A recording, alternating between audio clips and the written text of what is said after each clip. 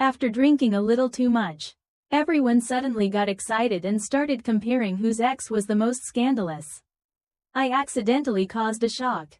I once dated an old man with no education who had even been to prison. I followed him when I was 18. Stayed with him for 4 years. And in the end he was the one who dumped me. The whole table inhaled sharply. You win. Kai, that's not an ex, that's a criminal record. Someone pointed toward the bar owner standing nearby watching the commotion. Hey, handsome, are you single, or want to get matched with Kai Chu? His expression darkened. An old man like me with Koha? That really wouldn't be worth showing anyone. What a coincidence, ex-lovers running into each other again. The little assistant had just had her heart broken and was crying her eyes out. Someone blurted, who doesn't have an ex? Let's compare who had it worse so you do feels better. Everyone instantly got lively. I once dated a guy who looked like the river god. My friends said I had a thing for ugly men. I dated a needle of a man, smallest size you could find and still slipped out. I dated a cheapskate. I added toppings to my milk tea and he scolded me for being materialistic. The atmosphere heated up immediately. Suddenly someone asked me, Kai Chu, you've just been listening to us. What about you? What kind of person did you date before? I looked at the glass in front of me, my head a little light, and everyone leaned in eagerly. Your standards are so high, even a CEO like Ann Man got rejected. Your ex must have been some fallen angel, right? I snorted, lifted my head, and the corner of my eye accidentally brushed past a figure leaning against the bar. I withdrew my gaze and said irritably, he was an old man. The whole table froze. An older CEO type? Like one of those handsome middle-aged uncles? I shook my head. A thug. Uneducated. Bad temper. Even did time. Silence. Then, he must have treated you really well, right? I suddenly remembered that summer 5 years ago when he'd said coldly, Ha Chu, if you've slept enough, then it's time to leave. Once you go, don't come back. What was good about him? Nothing at all. I tipped my head back and drained the glass. My throat tight. He was trash. I followed him when I was 18. Stayed with him 4 years. And in the end he still abandoned me. The whole room sighed. No way. You really win. That's not an ex, that's a criminal record. Even Vong Bao Suyen drops to second place. Even Tiu Du forgot her sadness and asked curiously, Kai Chu, did he save your life or something? My eyes couldn't help drifting toward that figure not far away. Yeah, he saved my life. When I was 16, my stepmother sold me. I heard the buyer was a killer who'd just gotten out of prison. An old woman led me inside and shoved me in front of a man. Tiu Duck, this is the daughter-in-law I found for you. He was tall, with sharp eyes, looking vicious as hell. Grandma, have you lost your mind? Where'd this kid come from? The matchmaker hurriedly smiled. She's 16 but already a beauty in the making. Let her work 2 years. Then marry and have kids. When she's old enough, they can register the marriage. He exploded. Get out, I'm not an animal. I was so scared I could barely stand. The matchmaker panicked. You've killed someone and been to prison. What family would marry their daughter to you? Your grandma saved money her whole life just to get you a wife. That family already took the payment. He strode up to me. His presence icy and terrifying. Where's your home? I stammered out the address. He turned, grabbed my wrist, and dragged me straight out. The return was rough and blunt. My stepmother had already taken the money. How could she possibly return it? She stood with hands on hips and shouted. She came out of your house. Who knows if she's still clean? You sleep with her and then come back for a refund? Dream on. I stood there, numb with humiliation. My father squatted by the doorway. Silent. Chu Duck snatched up a bottle from the corner and smashed it hard on the table.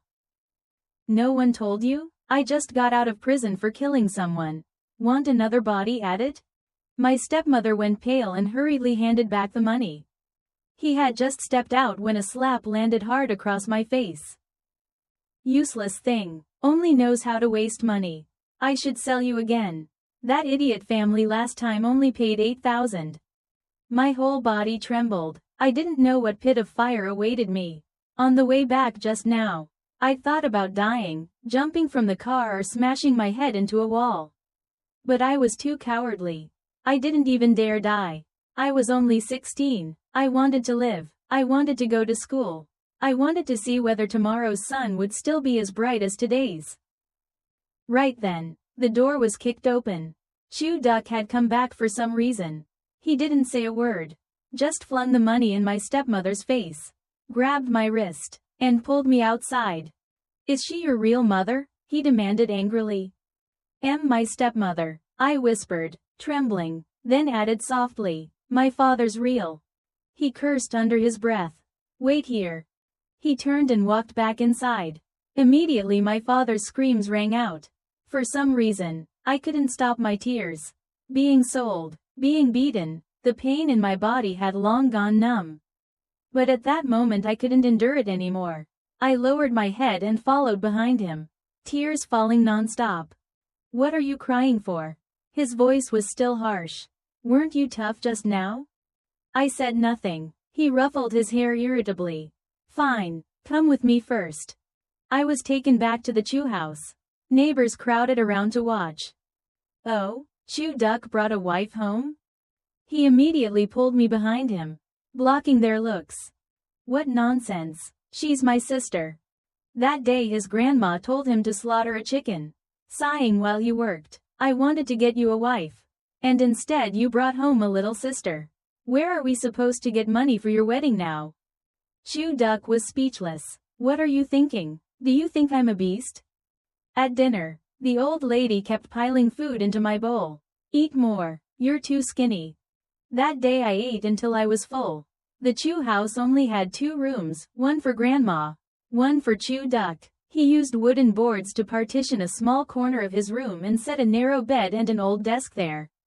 Grandma changed the sheets and blanket for me, clean and fresh. Under the window were little potted flowers she didn't even know the names of.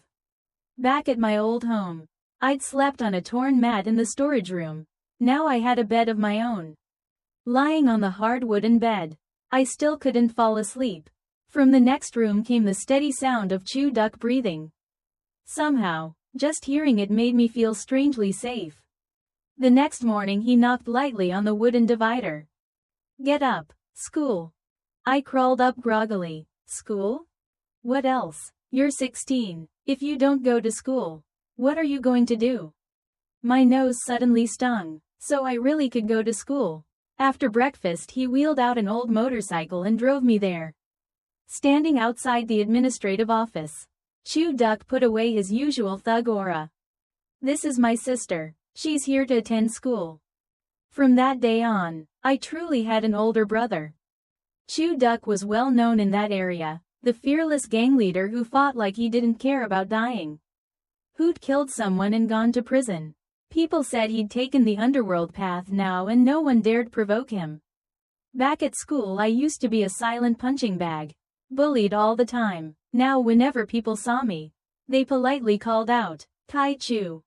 The first parent meeting, Chew Duck came, dressed all in black, face fierce. He sat curled on a tiny plastic chair looking completely out of place. After school he messed up my hair and grinned. Damn, first time going to a parent meeting and I get praised. Makes your brother proud. He was rarely home during the day, wandering everywhere. Grandma worried herself gray and told me, Chew Chew, keep an eye on him. Don't let him do bad things. So I became like a little tail. Chew, where are you going? I'm going too. He got annoyed. Go home, kids aren't allowed here. I glared. Are you going to do something bad? He shot me a look. Where'd a brat like you learn words like that? He really was going to do bad things. I'd seen it on TV, nightclubs were chaotic places. He worked security at one. And I'd sit in a corner doing homework. If any girl came over to chat with him, I'd stare without blinking. He'd grab my collar and drag me out the back door straight home. Grandma told me to watch you. Watch what? Watch me fight? Watch me guard the place? Watch me smoke and drink? I bit my lip. Don't learn bad habits. He froze for a second, then let out an irritated laugh. Ha Chew, your brother's been bad for a long time already. I got so mad I nearly cried and forced out a question. Asking if he liked that older girl. Which girl? The one with the big wavy hair. You two kept glancing at each other. He got annoyed enough to tug my braid. Ha Chew Chew, you really are the queen of making things up. The motorcycle tore through the night, wind shrieking past my ears. I clutched the back of his shirt and whispered, "Do you have someone you like?" He didn't answer for a long time. I used to. And later? She ran off with someone else. Her name was Tran Tuyet. I'd seen her once, tall, elegant, beautiful, driving a red car that stopped at the mouth of the alley. She came looking for Chew Duck. But he wasn't home. Even Grandma, who was always gentle, turned cold and refused to let her in. Grandma later told me their story. They were childhood sweethearts, in love since they were small. But Tran Tuyet's father was a gambler buried in debt. Once, a group of thugs came to their house, saw how pretty she was, and got bad ideas. They tried to assault her. Chew Duck stepped in, and in the fight he accidentally killed someone and went to prison. Everyone thought Tran Tuyet would wait for him. But in the 3rd year of his sentence she married a businessman. Grandma said, Chew Duck was supposed to join the army. Instead he went to prison for 3 years. After he got out, he had nothing left. He never says it, but his heart suffers. It hurts me to see it. That day Tran Tuyet refused to leave. Furious, I threw every gift she brought out the door. You think giving a little money makes it okay? Chew Duke's 3 years in prison is a stain he carries for life. Who's going to repay him? Her face went pale. I had no choice. You're already married. What are you doing coming back and tangling with him again? Do you have no shame? Chew Duck was standing behind me with his arms crossed against the wall, unable to hold back a laugh. Not bad. Ha Chew Chew, your spirit's growing. My eyes were red as I muttered. So what if she has money? He rubbed my head and said nothing. But my chest still felt heavy. A good person like him didn't deserve betrayal. His ruined life. Who was supposed to compensate him for that? Life was poor, but it was warm. Chew Duck worked security at a nightclub, while Grandma and I made handicrafts to sell for money. Whenever he got paid, dinner at home became especially rich. And I'd get some allowance too. I rarely spent mine. One day, holding the cash, I went straight into a specialty shop and bought a box of men's underwear. When I shoved it into his hands, my face burned like it was about to catch fire. His underwear was full of holes and he still wore it. The ones he hung in the yard let wind blow straight through. He stared for 2 seconds. It's worn inside. Who's going to see? You think no one's ever seen it? I blurted. He narrowed his eyes and pinched my cheek. Ha Chew Chew, what goes on in that head of yours all day? Your brother doesn't fool around outside. Looking at that pile of ragged underwear, it really didn't look like he had a girlfriend. I let out a relieved breath. Give it back. It has to be washed before you can wear it. I snatched the box away. So much trouble, he grumbled, but the corner of his mouth lifted slightly. At home he'd usually lean on the sofa scrolling his phone, while I lay on my stomach at the coffee table doing homework. Once he picked up my school bag and pulled out several love letters. His expression darkened instantly. Ha Chew Chew, where did these come from? They gave them to me. They gave them and you accept it? What punk dares I my sister? I'll chop him up. Hey, I hurriedly grabbed him. I already rejected them all. I only brought them back so Grandma could sell them as scrap. He seriously told me, focus on studying, don't date early. Those 2 years were the brightest light in the first half of my life. I had Grandma's love, a brother's protection, a clean bed, full meals every day, no one bullying me at school, and hot food waiting when I got home.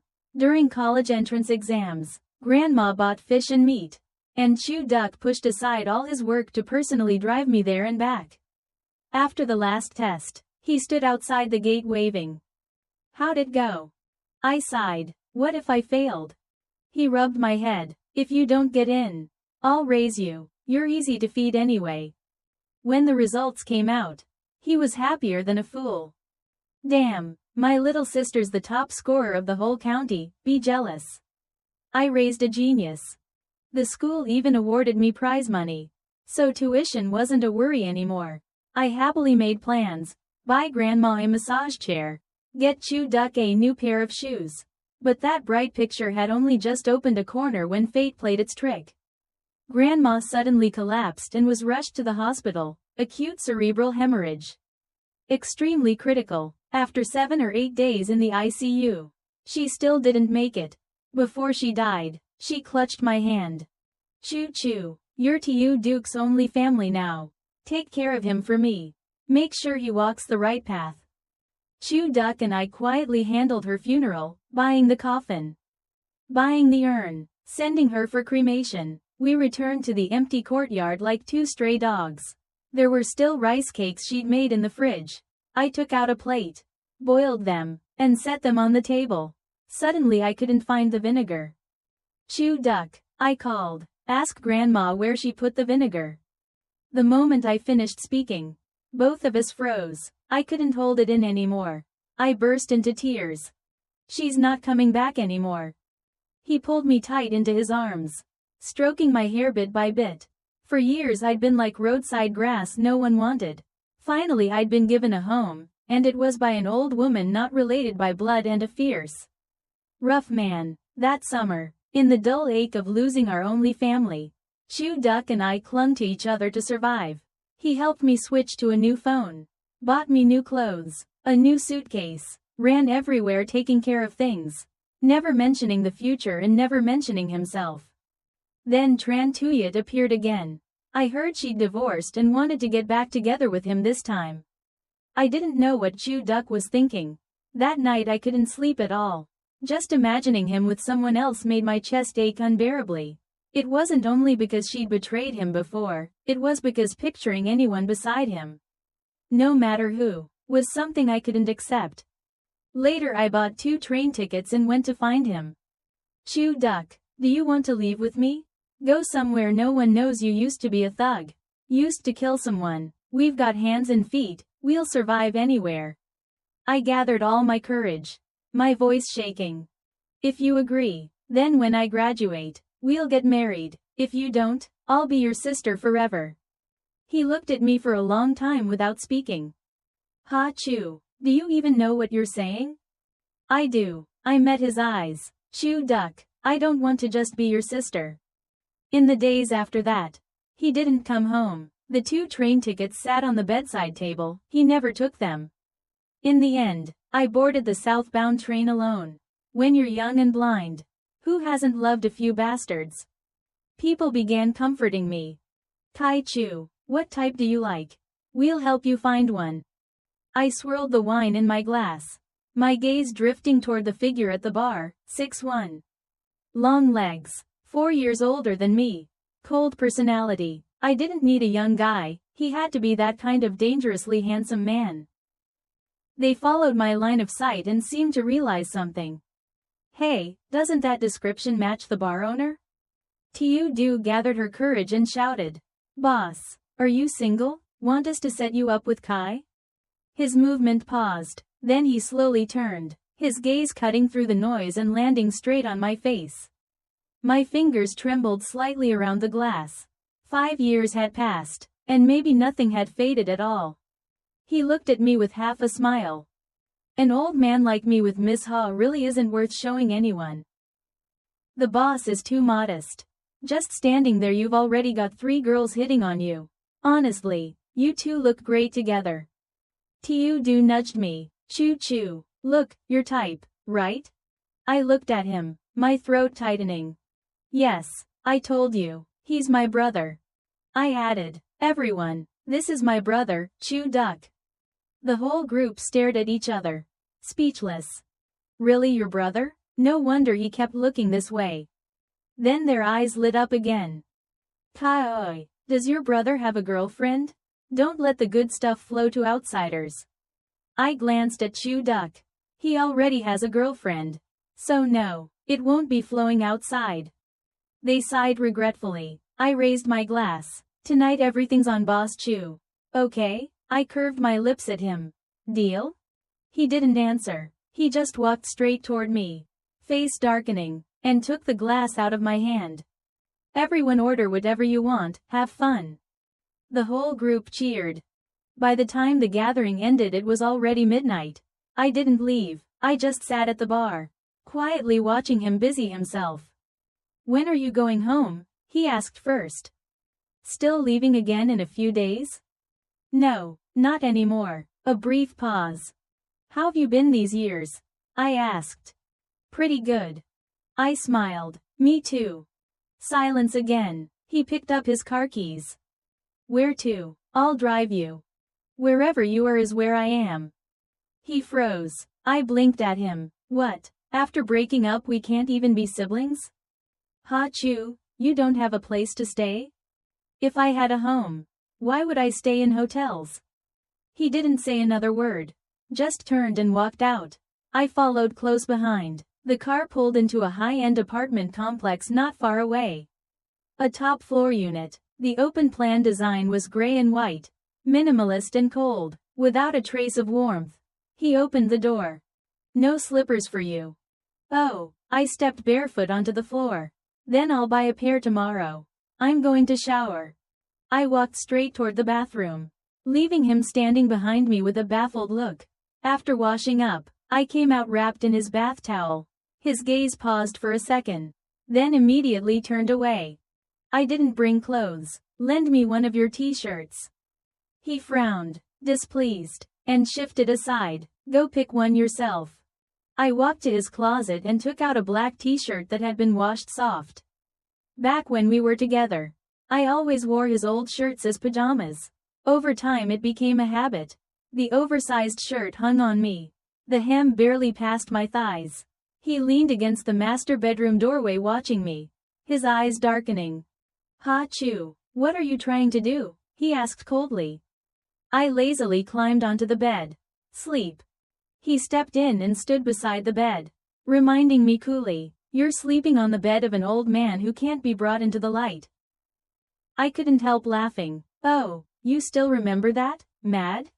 He said nothing. His jaw tightened. Actually, at your age you should be called middle-aged. I explained seriously. People say young guys are strong. Old guys are rich. Middle-aged guys are neither strong nor rich. He suddenly bent down, his expression dark and dangerous. Whether I'm strong or not, you know best. Then he added coolly, and I might even have a little money now. I burst out laughing. Really? Then give me some. He clearly hadn't expected the conversation to go that way. I want to start my own team soon. I'm short a bit of startup capital. How much? Just over 3 million. I'll transfer it to you tomorrow. I couldn't help giving him a thumbs up. You're not old or middle-aged, you're Louis Vuitton level now. He shot me a look, then turned, pulled a blanket from the closet, and went to the guest room. Lying on his bed, the blanket smelled like him, strangely reassuring. On the nightstand was a photo frame turned face down. I picked it up. It was a picture of us together. In it we looked dusty, dressed in cheap clothes. I leaned against his shoulder, smiling so hard my eyes curved. It was 9 years ago, the first day we ran away to this city. That summer, I still dragged my suitcase to the station alone. Moving through the crowd, my chest felt emptier and emptier. The loudspeaker announced the train was about to depart, and my heart suddenly ached. Chew duck, are we never going to see each other again? I began to regret it, regret confessing to him. If I hadn't said anything, I could have stayed shamelessly as his little sister forever. Hey, move over a bit. A familiar voice with a hint of arrogance sounded. I looked up blankly and saw him standing in front of me, gripping a train ticket in his hand, hair damp with sweat. Tears spilled out before I could stop them. Anne. He looked annoyed and pinched my lips lightly. All right, don't embarrass yourself. The train surged forward, crossing mountains, rivers, sky. I leaned on his shoulder, the emptiness inside me slowly filling. That city had mountains and sea. On a map it was just an ordinary name. But to us it was rebirth. We clumsily began a new life. Renting a tiny one-bedroom apartment near my school. Simple, but enough to keep out wind and rain. He carried my luggage and took me to complete enrollment. A roommate secretly asked me, "Your brother?" I looked at the man bending over to help make my bed and smiled. "Yeah, also my boyfriend, my fiancé." "What school does he go to?" "He doesn't." A strange look flashed across her eyes. I didn't mind. After settling me in, Chu Duck started job hunting. With no diploma and a criminal record, many doors slammed in his face. In the end he could only work construction, selling his labor. Whenever I had free time I took part-time jobs. When he found out, he got furious. "You're a college student. Focus on studying. I just want to help lighten your burden. How much can you carry? Besides, construction workers earn more than new graduates anyway."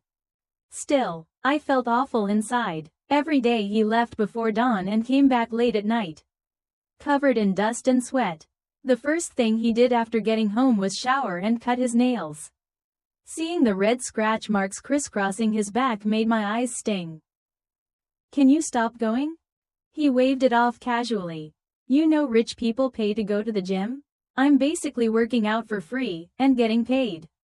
Does anyone work out this exhausted?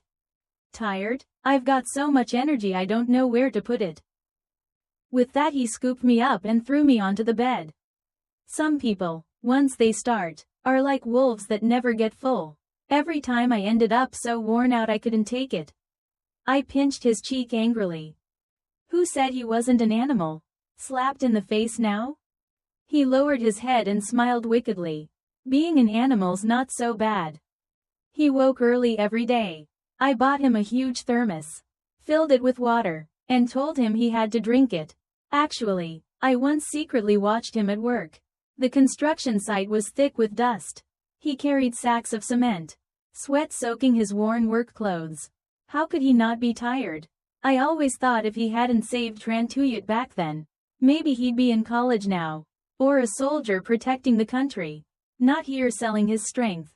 That ache stayed with me for a long time, until I discovered the girl who cooked at the site blushing while bringing him water. "Oh, so that's why you don't feel tired. Bet she gives you extra meat when serving food too." Seeing me sulk, he looked half amused, half helpless. "How is that my fault? I already told her I got married at 20. I glared. "You got married at 20? I was 16 then. You pervert." Then I pressed him. "Tell the truth. What else don't I know?" He hesitated. "Well, a rich lady said I'm capable and wanted to keep me for $1 million a month." I froze. "$1 million? You refused, right?" He flicked my forehead hard. "What, ha choo choo? Were you actually considering it?" I sighed regretfully. "That's $1 million. You could at least split me 500 thou." Before I finished he pinned me to the bed. "Fine." He laughed angrily, lowering his head to bite me. "I'll give you 100 million. By the end I was begging for mercy. Afterwards I still grumbled. "Chew duck, how can you attract people just hauling bricks? I'm more wrong than doughy. Don't you have people chasing you at school too?" Most classmates knew I had a boyfriend. Those who didn't and confessed got clear rejections. The most troublesome was Man Than, a senior in my department. He was a rich second-generation heir. Good family, excellent grades. I turned him down many times but he kept insisting. So after class 1 always hurried off. "Sorry, I have to go buy groceries and cook for my boyfriend." He didn't understand. Ha choo. A man who truly loves you shouldn't let you run around busy with chores like that every day. I responded calmly. "That's your opinion." Chew Duck worked all day at construction, drenched in sweat. All I wanted was for him to come home to a hot meal and rest early. To me, that wasn't hardship, that was the meaning of home. Later Man Than said frankly, "I want to compete fairly with him." "You can't compete." Ha choo. He asked curiously, "What kind of man is he exactly?" I thought for a moment. "The best kind." Chew Duck handed all the money he earned to me to keep for tuition and living expenses. He barely spent anything on himself. His clothes were always the same few old sets. When I bought him new ones, he rarely wore them because of construction work. The hardest time was year's end, when the contractor delayed wages again and again. That New Year we only had 500 yuan left. Yet he still spent 300 to buy me a coat. I got mad and dragged him to return it. But he refused. Kids should wear new clothes for New Year. I'm still wearing old clothes. I'm not a kid anymore. Seeing me upset, he coaxed me. Don't worry about nonsense. Worst case, I'll set up a street stall. In this society, as long as you're not lazy, you won't starve. That year, Chu Duck stood with several workers in front of the developer's building for 3 days and 3 nights before they finally got the wages they'd sweated for. In the second year, he gritted his teeth and took a few men he trusted, starting to take on small projects himself. Moving from subcontractor to small contractor. The income was a little better than before, but the pressure was greater, and payment issues were always a headache. I ached for him but was helpless, and could only secretly resent how there were always people willing to withhold the hard-earned pay of laborers. That winter was especially cold. Chu Duck led a group of workers to stand outside the sales office demanding their wages. When I brought food over, they were arguing with several managers. Security guards had already surrounded them. In the chaos, I saw Man Than. He stepped out of his car and looked at me in surprise. "Ha Chu, what are you doing here?" "Oh, right, this project belongs to my family." "Man Than, since that's the case, can your family pay them their wages? They're waiting for the money to go home for the new year." Man then looked at Chu Duck and the others, covered in dust, then back at me, his expression complicated. After that day, he came to find me again. He had clearly investigated. "Ha Chu, I've looked into him. He doesn't understand you, and he's not understands you at all. He's 4 years older than you. He's been in prison. He didn't even finish high school. Why would you lower yourself like this?" My face instantly went cold. "Man Than, the luxury car you drive, the watch you wear, the designer clothes on you, all of them exist because of buildings laid brick by workers like them. In my eyes, he's much cleaner than you." He tried to explain something else, but I didn't listen anymore. From then on, I didn't even give him the bare minimum of courtesy. Chu Duke's career gradually improved. He bought a used car, and the balance in his bank account slowly grew. In the evenings at home, he began reading books on interior design, sitting at the computer sketching and jotting notes. "You know this stuff too?" I asked curiously. "I learned a little while I was inside. I chose this as an elective. Come sit in on the lecture with me." He immediately refused. "No, it wouldn't look good if your classmates saw me." "What wouldn't look good?" I didn't understand. "Everyone already knows you're my boyfriend." He froze. "You told people about me?" I told them on the very first day of school. I had never cared about other people's looks or gossip. To me, he had always been someone who could stand openly and proudly at my side. In the end I still dragged him along to class. Afterward, he treated my roommates to dinner. When they learned about us, not only did they not look down on him, they were deeply moved. "A love story this beautiful, please just get married on the spot." I laughed and leaned against his shoulder. "I'm not old enough to register yet." On the way back I asked him, "Chu Duck, when I graduate, let's get married, okay?" He smiled. "What's the rush? You're still young." "But you're not that young anymore." He shot me a look. "You think I'm old?" No. His career kept progressing smoothly, and the number in his bank card kept climbing. I calculated that by the time I graduated, we'd probably have enough for a down payment on a small apartment in this city, not big. Just enough to hold our future. Right before graduation, my advisor called me into his office. "The department has a publicly funded study abroad slot. Europe, top university. I recommended you." I thought for a moment and refused. He was stunned. "Do you realize what kind of opportunity this is? The entire department only has one slot.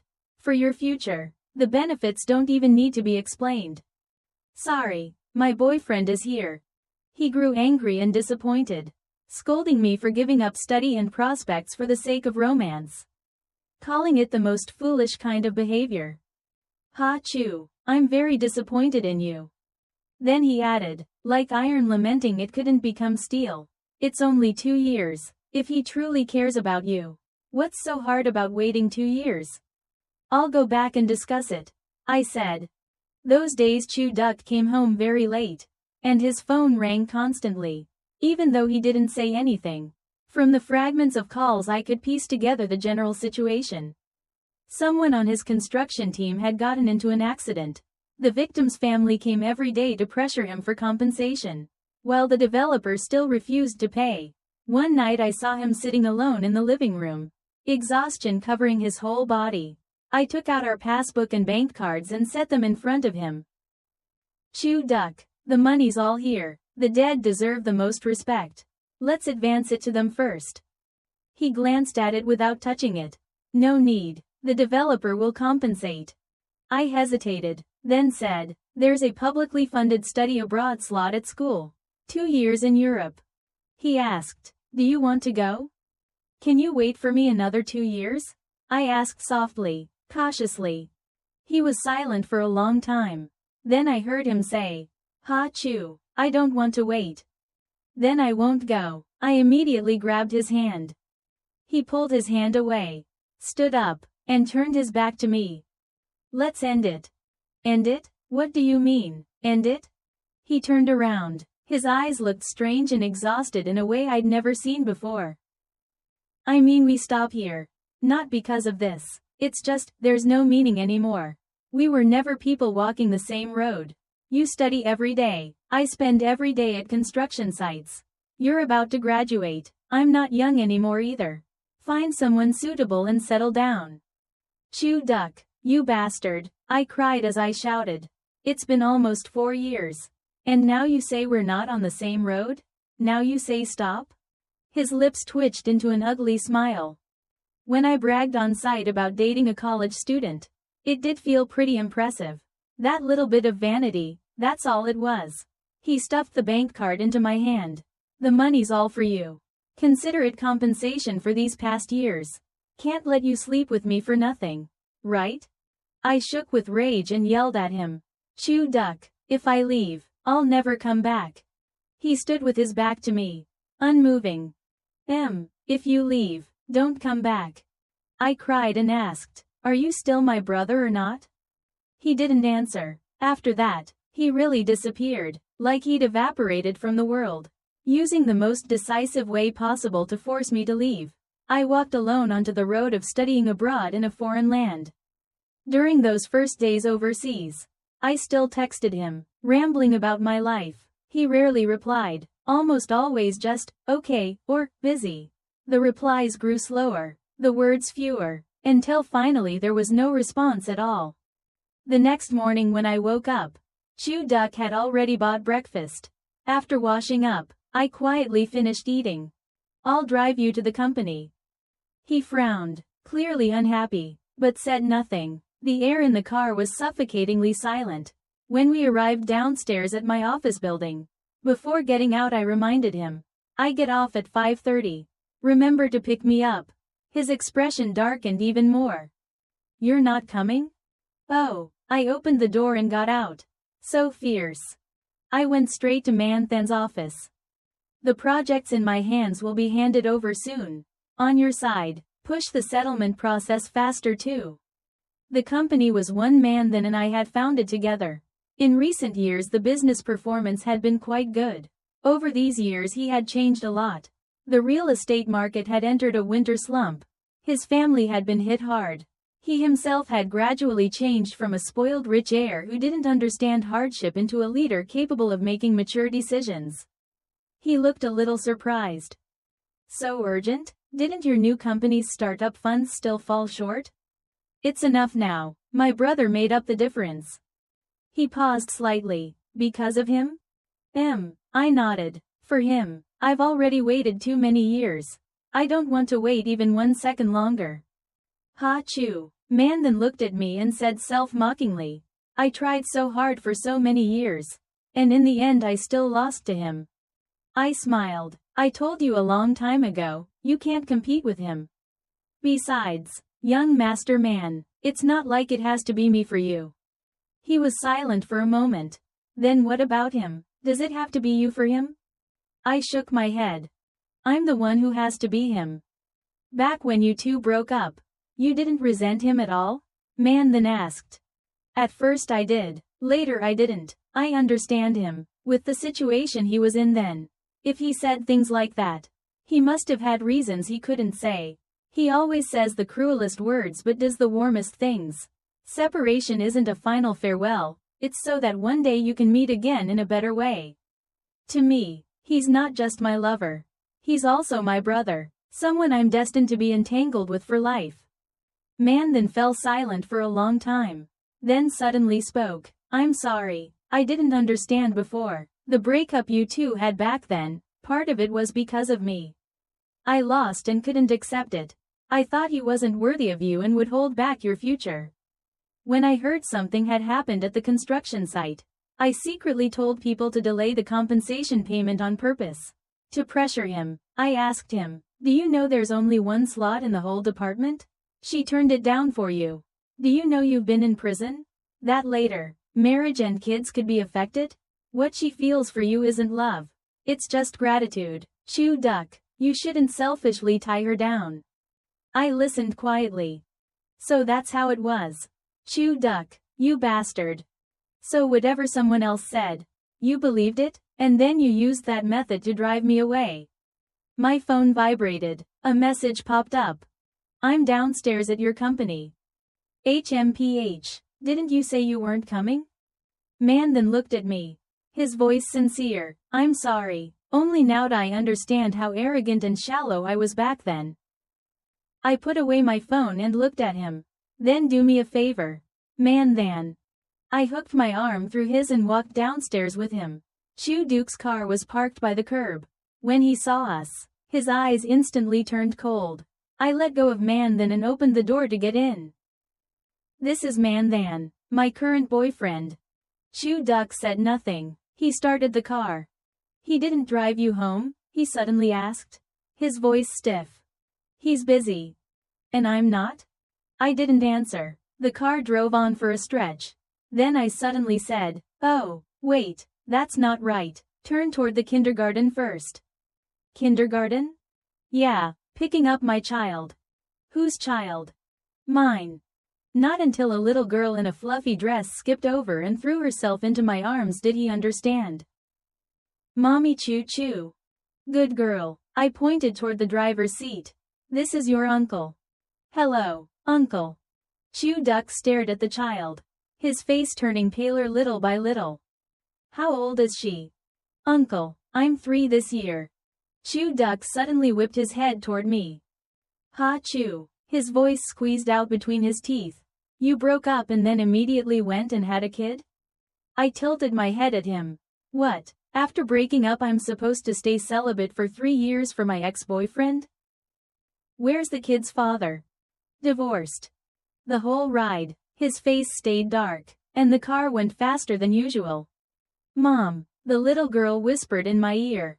Does uncle not like me? No, I rubbed her head. He's just shy. I glanced at him through the rearview mirror. Can you be a little gentler with kids? He kept a straight face and didn't reply. When we got home, the girl played with her toys. Chew Duck sat at the other end of the sofa. His pressure so low it was frightening. Mom, uncle's so scary. She pouted. Can't you smile a little? I lightly kicked his calf. You're scaring the kid. He forced the corners of his mouth upward. Honestly, it would have been better if he hadn't smiled at all.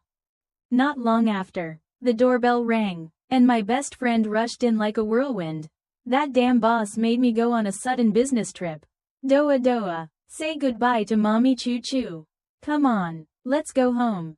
Bye Mommy Choo Choo. Bye Uncle.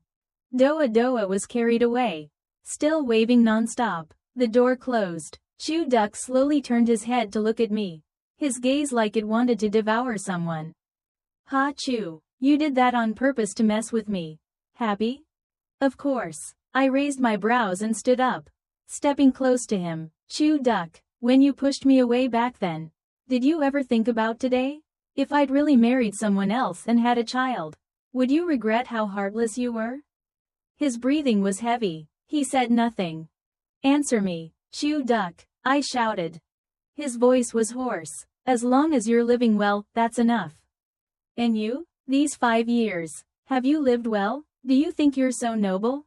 I laughed coldly. Let me tell you something. I should be thanking you for dumping me. Mandan and I came back to the country together to prepare for our wedding. I'm sure it won't be long before you really do get to be an uncle. His pupils shrank sharply. Watching his face turn pale in an instant made my chest ache and thrill at the same time. Serves you right. You should taste this feeling too. But it still wasn't enough. The next day, Mandan showed up in person carrying gifts. The moment he opened his mouth he called Chew Duck, brother-in-law, with such easy familiarity it sounded completely natural. Brother-in-law, this is top-grade wild ginseng. Chew Chew said you run bars and stay up late a lot. This stuff's the most nourishing. Especially suitable for your age. Oh right, we're having the wedding next month. You're Chew Chew's only guardian. If you have any requests, just say them. Chew Duke's face shifted between green and white. He couldn't explode, couldn't swallow his anger either. His expression dark as the bottom of a pot the entire time. After Mandan left, I personally saw him sneak the ginseng box into the trash. I dropped by his bar to hang around, secretly eating fruit from his platter while teasing the new young male employee. His face darkened. He pulled me aside. If you've got nothing to do, go home and sit. I heard lately all 3 bars are yours?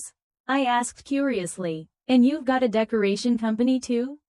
He gave a short, Oh, you've built up quite a fortune.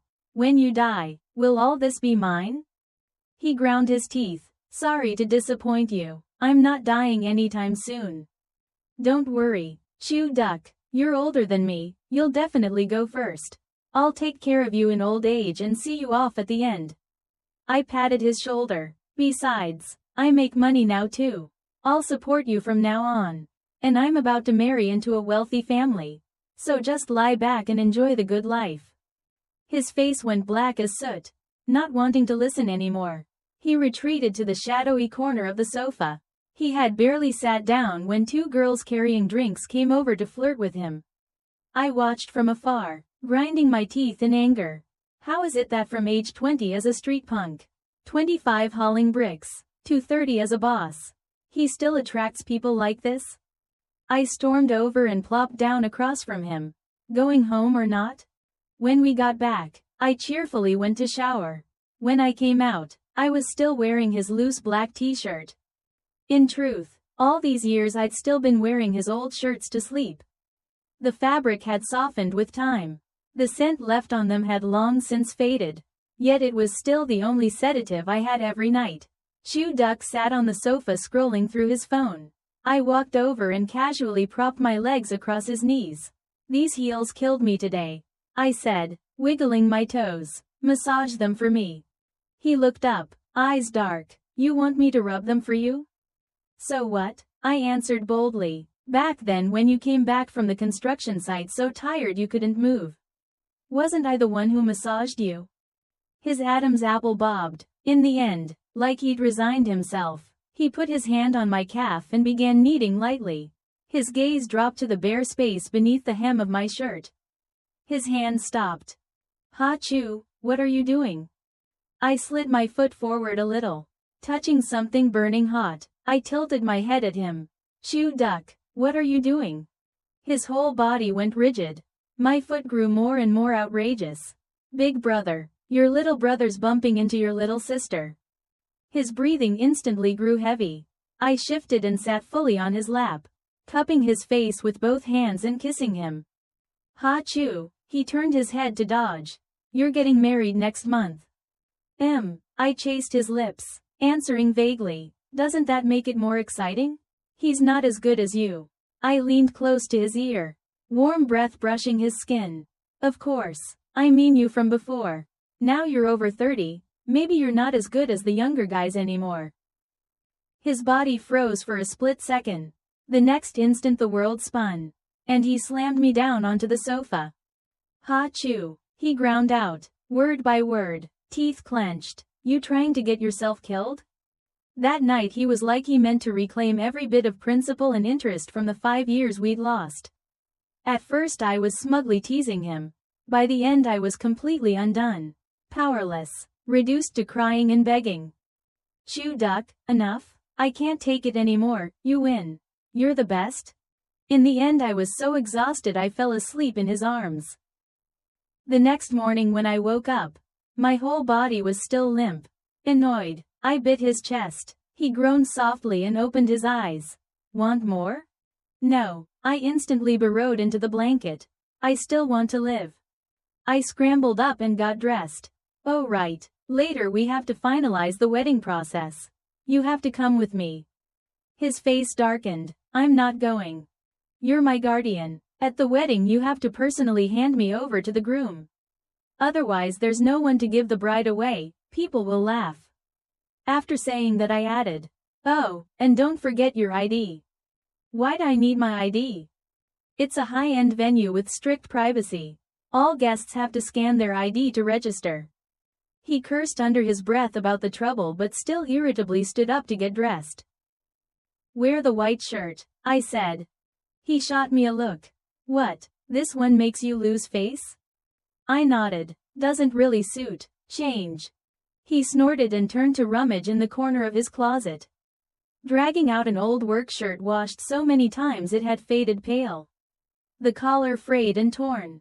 My eyes widened. Isn't that the one you wore on the construction site years ago? That's the one. He pulled it on, buttoning it while grinding his teeth. You think I'm embarrassing? Good. If that family looks down on me, then don't marry them, he added through clenched teeth. It's not like I can't afford to support you. Looking at him like that, I suddenly laughed. You'd better not regret this. A few minutes later, in front of the Civil Affairs Bureau, Chew Duck stared at the solemn building and gritted his teeth. Ha Chew, you're messing with me again? Yep, I admitted it readily. You were too cruel back then. So I'm getting a little revenge. I looked at him. Chew Duck, do you want to marry me? When I was 18, I secretly bought 2 train tickets and asked if he wanted to run toward a new life with me. At 27, I brought him to the Civil Affairs Bureau and asked if he wanted to begin another life with me. At 18, I was timid and cautious. At 27, I was calm and steady. It was his love that gave me that confidence. Chew Duck, do you want to marry me? I spent 2 years finishing my studies. 3 years establishing myself in the world. In those 5 years, not a single day passed when I didn't miss you. For you I feel gratitude, dependence, and above all love. The kind that wants to walk the rest of life beside you. Whether you're a street punk or a boss, poor or rich, you're the only one I want. Chew Duck stood there, silent for a long time. His lips parted, his voice came out hoarse. Chew Chew, I'm not worthy of you. Now you have everything. You'll meet someone better, cleaner, someone with a more respectable life. No, I cut him off firmly. Chew Duck, listen carefully. There is no one better. From beginning to end, my only choice has been you. Your love, who you are. You can always hold your head high. I forced down the burning at the corners of my eyes and deliberately spoke in a tone both ruthless and resolute. If you don't agree, then at the wedding you'll still have to hand me to someone else yourself. The child I have in the future will still call you uncle. You'll even have to help me babysit. You wouldn't dare. His eyes reddened. One hand grabbed my wrist and pulled me into his arms. Chew Duck, tell me right now, do you want to marry me or not? He lowered his gaze, troubled. Chew Chew, let me go change my shirt first. No, I held him tight. 10 minutes later, someone stared at the marriage certificate photo in his hand. Emotions tangled. You look so beautiful. I look like I just crawled back from the trenches. I hooked my finger with his and smiled. That's called not forgetting the road you've walked. Clean or covered in dust, you're still you. The end. It's not glitter or grand promises that matter, but the person willing to stay beside you when you have nothing at all.